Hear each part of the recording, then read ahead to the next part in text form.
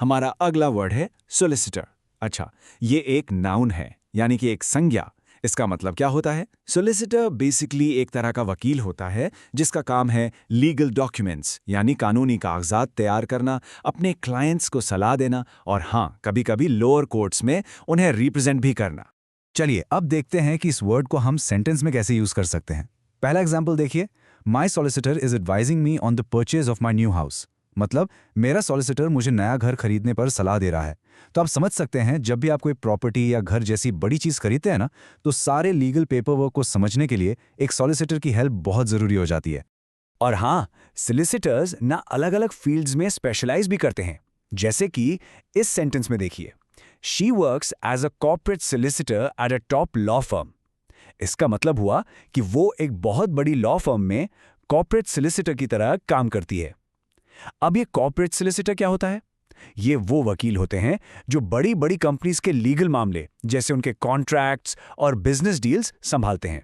एक और एग्जाम्पल देखते हैं, और ये एक बहुत ही जरूरी सलाह भी है। सेंटेंस है, you must consult a solicitor before signing the contract. यानी कॉन्ट्रैक्ट पर साइन करने से पहले आपको एक सॉलिसिटर से जरूर बात करनी चाहिए। और ये सच में बहुत इंपॉर्टेंट है। क्यों?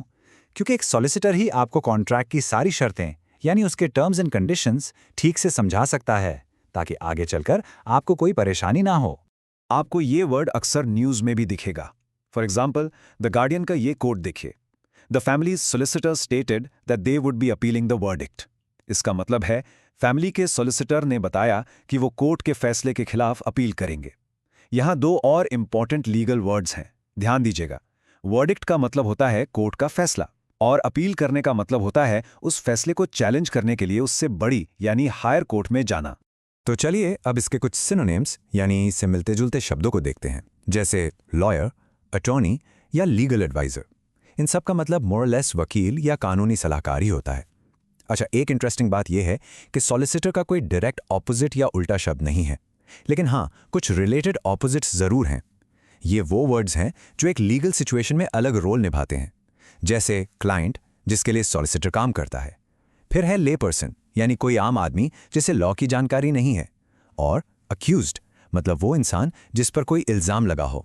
बस आज के लिए इतना ही। मिलते हैं नेक्स्ट वीडियो में। Happy learning. Bye bye.